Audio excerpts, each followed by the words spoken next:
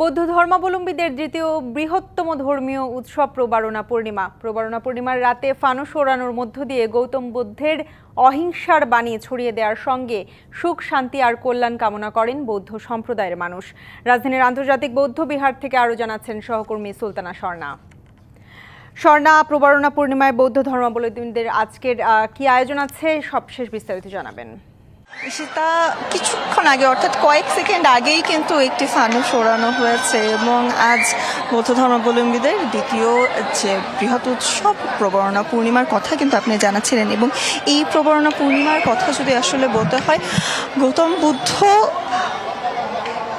দীর্ঘ সময়, অর্থাৎ আষাঢ়ের পূর্ণিমা থেকে আশ্বিনের পূর্ণিমা পর্যন্ত এই সময়টিতে কিন্তু 3 মাস তিনি বর্ষবাস শেষে প্রবরণা লাভ করেন।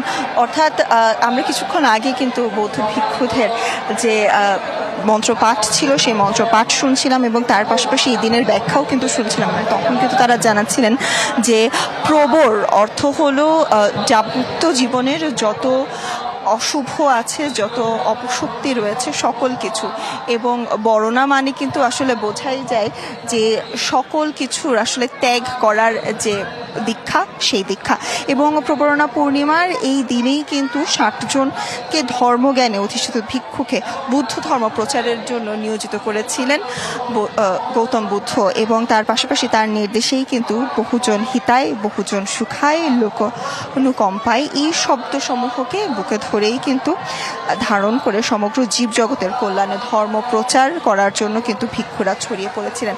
এবং ধারণা করা হয় এই দিনই কিন্তু গৌতম বুদ্ধ তার মাথার চুল কেটে বাতাসে উড়িয়ে দিয়েছিলেন এবং একটি প্রজ্ঞাতে আসলে উড়িয়ে দিয়েছিলেন যে যদি সেই মাথার চুল বাতাসে উড়ে যায়, মাটি স্পর্শ আর কখনো না করে, তার অর্থ তিনি তার ধর্মে, বৌদ্ধ ধর্মে দীক্ষিত হয়েছেন এবং সেই ধর্ম, সেই শান্তির ধর্মকেই কিন্তু তিনি প্রতিষ্ঠিত হলো। এবং আমরা সেই বিশ্বাস থেকেই কিন্তু আমরা দেখি গৌতম বুদ্ধের সেই চুল মাটি স্পর্শ করেনি।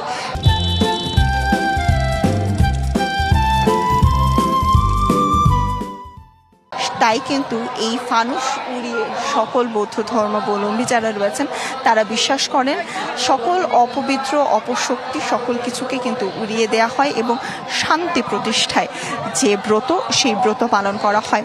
সকাল থেকেই ছিল বিভিন্ন ধরনের আনুষ্ঠানিকতা বৌদ্ধ যেসব প্যাগোডা রয়েছে সে সকল প্যাগোডায় এবং বিহারগুলোতে।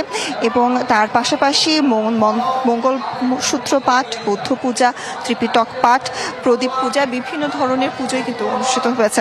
এবং তার পাশাপাশি বিশ্ব শান্তি কামনায় কিন্তু ফানুস উড়ানোর যে প্রক্রিয়া রয়েছে সেই প্রক্রিয়া বর্তমানে চলমান রয়েছে। এবং আমরা কিন্তু অপেক্ষা করছি হয়তোবা আরও 1-2 মিনিটের মধ্যে আরেকটি ফানুস উড়ানো হবে এবং সেই ফানুস উড়ানোর যে উৎসব রয়েছে সেই উৎসবে কিন্তু আমরা যোগদান করেছি এবং আমরা অপেক্ষা করছি ঈশিতা সেই ফানুস উড়ানোর উৎসবের জন্য। স্বর্ণা, ধন্যবাদ আপনাকে।